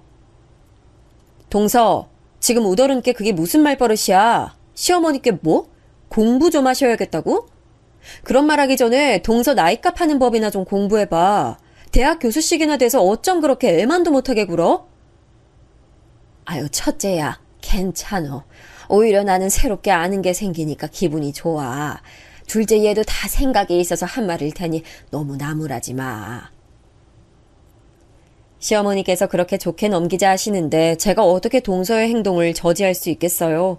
그렇게 매번 저는 시어머니를 향한 동서의 은근한 비웃음을 지켜볼 수밖에 없었습니다. 그러다 시간이 흘러 동서가 임신했습니다. 그런데 동서를 보살펴줘야 할 서방님은 대학교에서 진행하던 연구 때문에 매일 늦게 퇴근하는 편이었어요. 그 때문에 매일 밤 늦게까지 홀로 있던 동서가 제게 전화해 도움을 요청하는 일이 잦아졌습니다. 저도 아들이 있어 임신 후 입덧하고 배가 불러오는 게 얼마나 힘든지 잘 알고 있었습니다. 그래서 혼자 집에서 힘들어하는 동서를 외면하지 못하고 고가운 마음도 접어둔 채 동서 뒷바라지를 해줬습니다. 단순히 제가 동서를 챙겨주고 싶었던 마음보다는 시어머니께서 동서를 직접 챙겨주고 싶어 하셨는데 여의치 않아서 그런 것도 있었어요.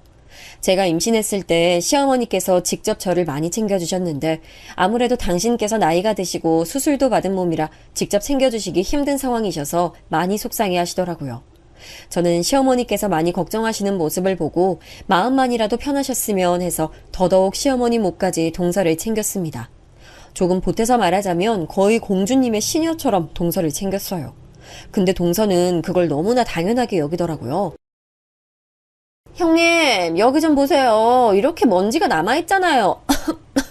어우, 이런 건, 물걸레로 다 닦아내야 되는 건데.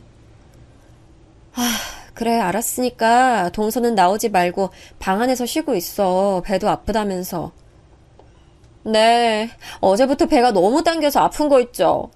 그리고 형님, 저 이따가 죽 먹고 싶은데 죽도 해주시면 안 돼요? 냉장고 안에 전복 있는데 직접 손질해서 전복죽 좀 만들어주세요. 동서는 제가 동선의 가정부라도 되는 줄 아는 건지 손가락질로 절 부려먹었습니다. 본인은 물걸레질 한 번도 한 적 없다고 했으면서 저보고는 깨끗하게 청소를 하려면 물걸레질을 해야 한다는 둥 자꾸만 옆에서 말을 거는 거예요. 그것도 모자라 이거 먹고 싶다 저거 먹고 싶다고 말하는데 먹는 거야 물론 해줄 순 있지만 말하는 뽐새가 너무 얄미웠어요. 하지만 임신한 상태니까 성격이 예민해지고 까다로워지는 건 당연하다 생각하면서 버텼죠. 그리고 드디어 동서가 아이를 낳게 됐을 땐 정말 온 가족이 기뻐했어요. 근데 동서는 출산 후 몸이 다 풀릴 때까진 무조건 산후조리원에서 지내겠다고 하더라고요. 가족들 모두가 얼른 아이 얼굴을 보고 싶어 했지만 동서는 산후조리 기간 내내 아이 얼굴은커녕 목소리도 들려주질 않았어요. 그래서 저와 시어머니께서는 기다리다 못해 어디 산후조리원인지만 알려주면 찾아가서 잠깐 아이 얼굴만 보겠다고 했는데 동서는 나중에 알려주겠다고 말하고는 차일피일 미루면서 절대 알려주지 않는 거예요. 그런데 시어머니께서 서방님과 전화통화를 하다가 우연히 동선의 부모님이 산후조리원에 계시다는 걸 알게 됐지 뭐예요. 예, 지금 들리는 목소린 사돈댁 아니야? 지금 산후조리원에 사돈댁이 같이 계신 거야? 그게 엄마. 이 사람이 친정 부모님이 보고 싶다고 하도 그래서 아주 잠깐 오신 거예요. 그래. 새아가가 자기 친엄마가 보고 싶다는데 어쩔 수 없지. 그럼 혹시 나는 언제 한번 찾아갈 수 있는지 물어봐 줄래? 죄송해요, 엄마. 그게 이 사람이 좀 불편하다고 해서요. 아무래도 산후조리 다 끝날 때까진 못 오실 것 같아요. 정말 죄송해요. 시어머니 옆에서 서방님과의 통화를 듣고 있으니 화가 나다 못해 분통이 터지더라고요. 저는 너무 열이 받아 시어머니께 전화를 넘겨달라고 해서 서방님께 할 말이 있으니 동서 좀 바꿔달라고 했습니다. 그러자 아주 박다 못해 즐거워 웃는 목소리로 동서가 전화를 받더군요. 동서, 친정 부모님이 더 편한 건 알지만 그래도 이건 정말 경우가 아니지. 우리는 아기 얼굴 잠깐 보는 것도 거절하고 산후조리원 위치도 안 알려줬으면서 동서 부모님들은 아예 거기 눌러 앉으셨나 봐. 정말 너무한다. 어머니가 뭐 대단한 거 말하셨어? 손주 얼굴만 잠깐 보고 싶으시다는 마음이 그게 그렇게 불편해? 동서한테 정말 실망이야. 사람 그렇게 사는 거 아니야. 저는 동서에게 말을 쏘아붙이고는 전화를 끊었습니다. 생각할수록 어찌나 서운한지 전화를 끊고도 분이 가라앉지 않더라고요. 저도 이렇게 서운한데 시어머니 마음은 어떻겠어요? 하지만 시어머니께서는 조금 서운한 기색을 비치시다 그럴 수도 있다며 동서의 입장에서 잘 생각해보자고 절 타이르시더군요. 그렇게 시어머니께서 마음 넓게 매번 동서의 입장을 생각해 주셨지만 동서의 행동은 나아지는 게 없었습니다. 오히려 더 심해졌죠. 동서는 이후 아이의 육아에 관해서는 시댁 식구들의 말은 어느 하나 듣지도 않고 알아서 하겠다고 선언하며 아예 시댁 식구를 배척했습니다. 게다가 조카가 갓난아이일 때도 이리저리 핑계만 대며 얼굴도 안 비치더니 어린이집 다닐 무렵엔 아이의 공부를 위해서라며 시댁 행사도 전혀 참여하지 않았고 명절에도 오지 않았어요. 그 대신 명절 때마다 친정 가족들끼리 여행을 다녀오거나 했는데 대체 무슨 심보인지 여행 가서 찍은 사진들을 가족 단톡방에 올리며 자랑하는 거예요. 그때마다 얼마나 황당하던지요. 황당한 건 저뿐만이 아니었는지 시어머니께서도 표정이 매우 좋지 않으셨어요. 하지만 그때도 시어머니께선 동서에게 질책 한마디 하지 않으셨습니다. 시어머니께서 처음에 동서가 임신했을 때 얼마나 기뻐하셨는지 옆에서 다 지켜본 저로서는 동서 태도가 너무 기가 차고 괘씸했습니다. 하지만 시어머니께서는 속상한 마음을 티내지 않으려고 하셨어요.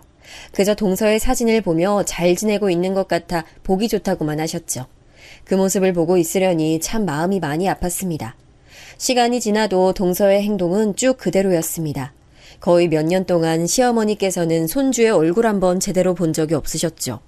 그러다 시어머니께서도 더는 참기 어려우셨는지 이번에 단단히 마음을 먹고 동서에게 연락하셨대요. 둘째 아가야, 혹시 이번 명절에도 오지 않을 생각일까? 네가 일이 많이 바쁜 건 알고 있는데 이게 도대체 몇 번째인지 모르겠네.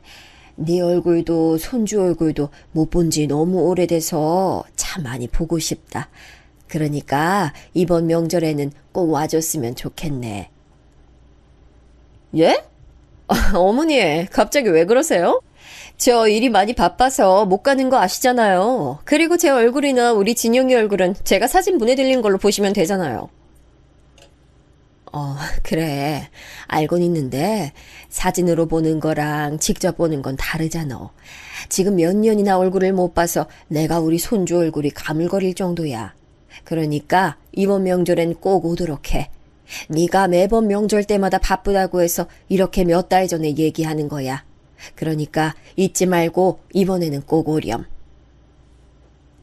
시어머니의 말을 들은 동서는 도통 오고 싶지 않았는지 그동안 연락 한 번 하지 않던 제게 따로 연락해 시어머니께 잘 말씀드려달라고 하더군요. 저는 듣자마자 기가 찼습니다. 필요할 때만 연락하는 동서 태도가 정말 위선적이었어요. 그래서 저도 따끔하게 동서에게 말했습니다. 동서, 정말 해도 해도 너무한 거 아니야? 아니, 명절마다 바빠서 못 오겠다고 하더니 가족 단톡방에다가는 친정이랑 여행 다녀온 사진 떡하니 올려놓고 그랬잖아.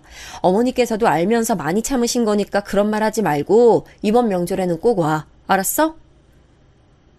형님, 그건 몇 달 전부터 계획한 일들이라서 어쩔 수 없이 그랬던 거예요. 제가 설마 일부러 그랬겠어요? 사는 게 바빠서 까먹고 하다가 그런 거죠. 그리고 명절 때도 애들 공부 때문에 바빠서 그런 걸 어떡해요? 그럼 이번에 어머니께서 몇 달 전에 연락하신 거니까 동서 말대로라면 미리 약속 잡은 거나 다름없잖아. 그럼 이번 명절에 올 수 있겠네. 그리고 명절에 무슨 공부야. 그날 하루 정도 공부 안 해도 동서 아들은 동서 닮아서 머리가 있으니까 별일 없을 거야. 그러니까 꼭 와. 이후 동서에게서 몇 번 연락이 왔지만 전 똑같이 말하고 끊어버렸죠. 그리고 드디어 명절이 됐어요. 저는 오랜만에 보는 조카를 위해 여러 가지 음식도 잔뜩 만들고 선물도 준비했어요. 남편도 오랜만에 볼 남동생과 대작할 생각에 술과 용돈을 잔뜩 준비했고요. 시어머니께서도 내심 기대가 크셨는지 따로 용돈에 선물을 가득 준비하셨죠. 조카가 얼마나 컸을지 다들 궁금해하며 이야기하는 동안 동서네가 도착했습니다. 서방님이 먼저 현관에 들어서서 시어머니께 크게 인사를 드리며 남편과 인사를 나눴고 그 뒤로 동서와 조카가 들어왔어요. 동서는 얼굴이 굳은 상태로 고개만 까딱거리며 인사하더군요. 그게 안 이꼬아 보였지만 조카를 보니 곧 그런 마음이 사라졌습니다. 주변을 둘러보며 눈을 반짝이는 게 어찌나 사랑스럽던지요. 6살 조카의 모습은 마치 제 아들의 어렸을 적 모습 같아 너무 귀여웠습니다. 시어머니께서도 오랜만에 손주를 보고 많이 기쁘셨는지 보자마자 허리를 굽히고 두 팔 벌려 조카 이름을 부르셨어요. 진영아, 아유 할머니야. 진짜 오랜만에 보네 우리 새끼. 어머니, 우리 새끼라니요. 말씀 좀 조심해 주세요. 요즘 그런 말 쓰면 안 된다는 거 모르세요? 여보, 그만해. 여기까지 와서 뭐 하는 짓이야? 내가 뭘? 요즘은 저런 말 절대 안 써. 어린애 정서에 안 좋다고. 그리고 어렸을 때부터 고운 말을 들어야 하는 거 당연한 거잖아. 당신 정말 꼭 이래야겠어? 그럼 일부러 어머니가 그러셨단 말이야? 아유, 아범아, 그만해라. 미안해, 아가. 내가 말 조심하마. 우리 강아지 할머니한테 오렴. 동서는 오자마자 시어머니 말씀에 트집을 잡더라고요. 서방님이 바로 한마디 했지만 시댁에 오기 전에 서방님과 동서가 한바탕 언쟁이 있었는지 어쩐지 둘 사이 분위기가 쌩쌩 찬바람이 불었죠. 영 분위기가 안 좋자 시어머니께선 바로 사과하시고 손주를 안고 얼으셨어요. 오랜만에 할머니를 보자 신기하고 좋은지 조카도 조금씩 웃기 시작했습니다. 오느라 고생들 많았어. 배고프지? 첫째 아가랑 내가 음식 많이 준비했으니까 얼른 먹자. 엄마, 몸도 안 좋으실 텐데 음식까지 준비하셨어요? 아니, 이 정도 음식이면 형수님 혼자서 하셔도 되지 않아요? 다음부턴 우리 엄마 조금만 더 신경 써주세요. 화살이 갑자기 제게 돌아오자 말문이 막혔습니다. 솔직히 저는 명절 때마다 시어머니께 푹 쉬시라고 하고 혼자 음식 다 했습니다. 시어머니께서 제가 얼마나 잘해주셨는데 제가 시어머니께서 음식을 하시게 두겠어요. 이번 명절에도 제가 혼자서 다 요리하려고 했어요. 그런데 시어머니께서 오랜만에 귀여운 손주 온다고 몇 가지 요리는 직접 꼭 만드시겠다고 하시더라고요. 그래서 이번만 시어머니랑 같이 음식 준비를 한 것뿐이었어요.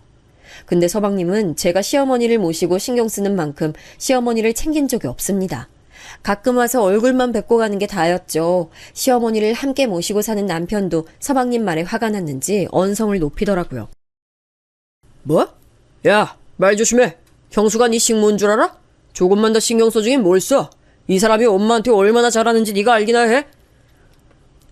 엄마 몸도 안 좋으신 거 뻔히 알면서 요리하게 둔 게 어떻게 잘하는 거야? 아우, 얘들아, 이 좋은 날 왜 싸우고들 그래? 내가 하고 싶어서 요리에 조금 손댄 것뿐이야. 그러니까 그러지 말고 식사부터 해.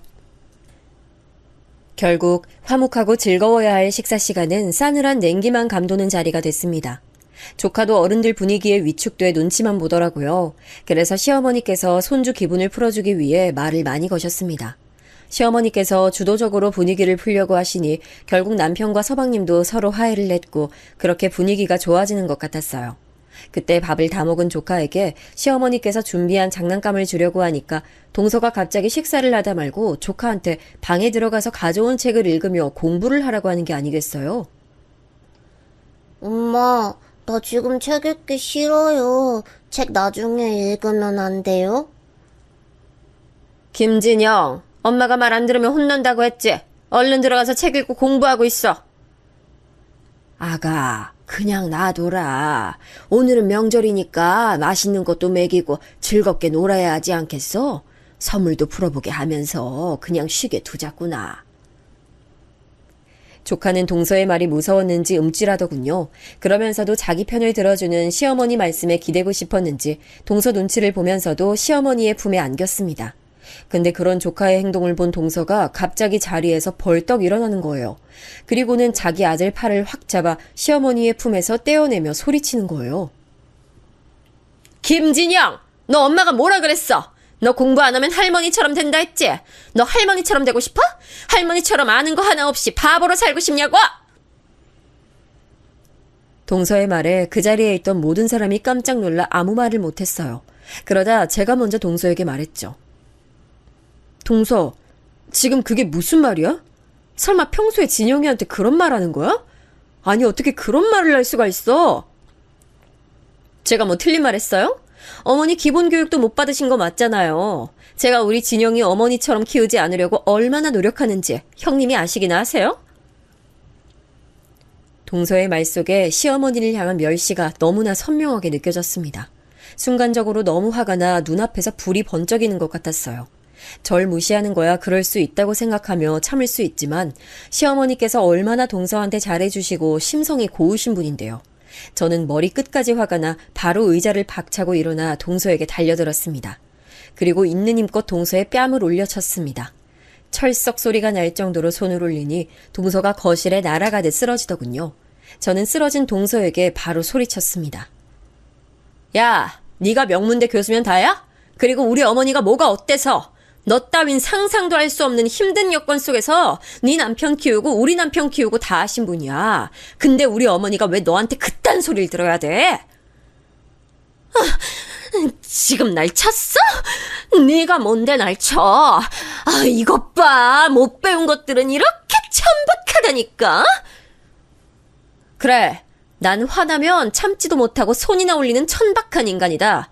그러는 너는 뭐 대단한 인간이야? 이 배은망덕하고 짐승만도 못한 인간아. 뭐?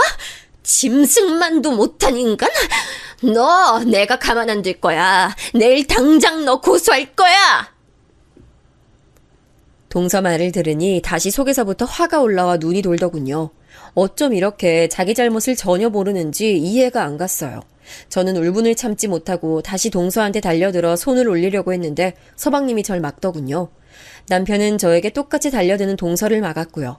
서로 고함이 오가는 상황에서 시어머니께서 울고 있던 조카를 방 안에 데려다 주시곤 다시 거실로 나오셔서 한마디 했습니다. 당장 조용히 하지 못하겠니? 저는 시어머니의 녹이 어린 목소리에 깜짝 놀랐습니다.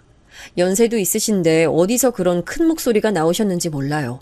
그때 모두가 조용해지자 시어머니께서 동서와 서방님을 보며 말씀하셨죠. 둘째 아가야, 난 네 말대로 배움이 짧다. 하지만 난 하늘에 부끄러움 없이 정직하고 바르게 살았어. 그런데 네 눈에 그렇게 살아온 내가 잘못돼 보인다면 그래, 이제 앞으로 찾아오지 않아도 돼. 네 아들이 날 닮을까봐 걱정된다면 다시는 안 와도 돼. 시어머니께서 화가 난 걸 본 서방님이 죄송하다고 했지만 동서는 바락바락 소리 지르더군요. 예, 말 잘하셨어요. 애당초 이런 천박한 집안에 우리 진영이 데려오고 싶지도 않았어요. 이런 곳에서 진영이가 뭘 배우겠어요? 맹모 삼천지교라는 말이 있듯이 교육 환경이 얼마나 중요한데요? 여보, 그만 좀 해. 아니, 엄마 오해해요. 이 사람이 지금 화나서 막말하는 것뿐이에요. 그리고 엄마가 국민학교만 나온 건 사실이니까 그렇게 화낼 일은 아니잖아요. 예? 아범아, 나도 화가 나서 내뱉는 말실수와 본심은 구분할 줄은 알아. 오늘 네 처와 네가 하는 말을 보니까 아무래도 내가 너를 잘못 키운 것 같네. 가. 그리고 다시는 오지 마. 시어머니 말씀에 동서는 기다렸다는 듯 바로 방에 있던 자기 아들 손을 붙잡고 끌고 나갔어요. 서방님도 잠깐 동서 좀 보고 오겠다고 나가더니 그대로 돌아오지 않았습니다. 폭풍 같은 시간이 지나고 시어머니께서는 잠시 혼자 계시고 싶으시다며 방으로 들어가셨어요. 저는 시어머니의 그런 모습에 가슴이 찢어졌어요. 너무 속상해 눈물이 다 나더군요. 남편도 시어머니께서 그렇게 화내시는 모습은 처음 본다 하더라고요. 저는 그런 남편과 함께 뒷정리를 끝내고 다음날 아침까지 조용히 있다가 이른 아침에 조심스레 시어머니 방문을 두드렸습니다.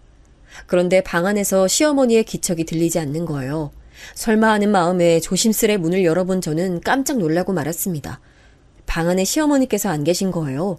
저는 당황해 아직 잠들어 있던 남편을 흔들어 깨웠는데 그러자마자 곧 현관문을 열고 시어머니께서 들어오시는 것 아니겠어요?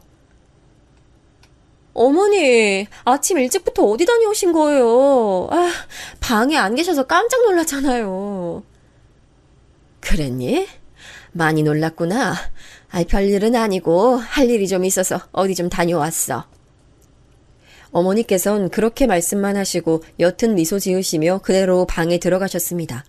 더 자세히 여쭤보고 싶었지만 때가 되면 직접 말씀해 주시겠지 싶어 조용히 고개만 끄덕였죠. 그리고 한 달이 좀 지나고 드디어 시어머니께서 말씀하신 할 일이 무엇이었는지 알게 됐어요. 하루는 갑자기 서방님이 우리 집으로 찾아온 거예요. 그것도 엄청나게 당황해서 허겁지겁 말이에요. 형수님, 엄마 지금 어디 계세요? 지금 방에 계시는데 무슨 일이라도 있으세요? 서방님은 제 말을 듣자마자 시어머니 계신 방으로 달려갔습니다. 저도 놀라서 그 뒤를 쫓아가 보니 서방님이 시어머니께 무릎을 꿇고 있더군요. 엄마, 제가 잘못했어요. 그렇다고 갑자기 집을 빼버리는 게 어딨어요. 제가 얼마나 놀란 줄 아세요? 우리 지금 당장 길거리에 나앉게 생겼어요. 하지만 시어머니께선 눈길도 주지 않고 대답도 안 하시더라고요. 서방님은 애원하다가 화도 내며 시어머니께 어떤 말이라도 들으려고 했습니다. 하지만 시어머니께서는 딱 한마디 하셨습니다. 나가. 엄마, 제가 잘못했다니까요. 제가 지은이 데리고 와서 사과시킬게요. 예? 지금 밖에 있으니까 바로 데려올게요. 말을 마친 서방님은 다시 밖으로 뛰어나갔죠. 그동안 시어머니는 아예 등을 돌리고 앉으셨습니다. 얼마 지나지 않아 동서와 서방님이 다시 집 안으로 들어와 시어머니 앞에 무릎을 꿇으며 빌더라고요. 어머니, 제가 잘못했어요. 제가 생각이 짧았어요. 다신 그런 말 하지 않을 테니까 제발 용서해 주세요. 제발 집만이라도 다시 어떻게 해주세요. 네? 엄마, 지은이도 지금 잘못했다고 빌고 있잖아요. 한 번만 봐주세요. 진영이를 집 없이 키울 순 없잖아요. 제발요. 나는 둘째 아들도 둘째 며느리도 없어. 나가. 저는 동서와 서방님의 말씀을 토대로 어떤 상황인지 알 것 같더라고요. 솔직히 좀 시원하면서 그렇게 높던 동서의 콧대가 부러진 걸 보니 고소했죠. 그렇게 옆에서 가만히 지켜보고 있었는데 갑자기 동서가 저한테 매달리는 거예요. 형님, 제가 잘못했어요. 어머님께 말씀 좀 드려주세요. 전 그저 진영이를 잘 키우고 싶은 마음에 그때 말이 헛나온 거예요. 네? 아, 그래? 하긴 동서는 항상 진영이를 잘 키우고 싶어 했지. 근데 그럼 원하는 대로 된 거 아니야? 이제 시댁 안 오고 애 공부에만 전념하면 되잖아. 잘 됐네. 형님, 정말 너무하세요. 형님이 뺨 때린 거 제가 고소도 안 했잖아요. 근데 이러시기에요? 정말 기가 찬다. 지금이라도 고소하고 싶으면 해. 난 겁 안 나. 그리고 내가 너무하면 지금까지 동서와 서방님이 한 짓은 뭐라고 생각해? 제발 두 사람이 한 행동을 먼저 생각해. 말 다 했으면 이제 어머니 말씀대로 나가줘. 그리고 이젠 다신 찾아오지 마.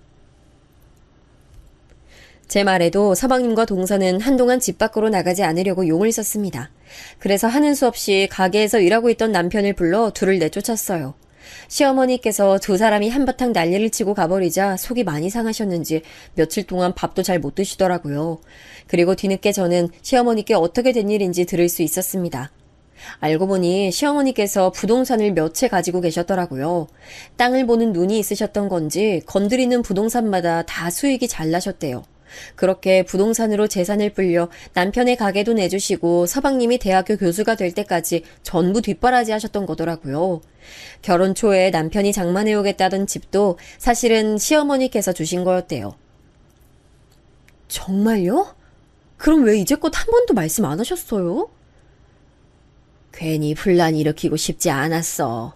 하지만 이렇게 된 거 아무래도 유언장까지 고쳐야겠다. 내가 죽고 난 뒤 유산은 모두 첫째와 너한테 주마. 저는 시어머니께서 재력이 많다는 사실을 듣고 놀랐습니다. 하지만 동시에 저는 너그러운 성품대로 복을 받으신 거구나 생각이 들었죠. 그 후 정말로 유언장 내용을 바꾸셨고 그동안 동서와 서방님은 동선의 친정 부모님네 들어가서 살고 있다고 들었어요.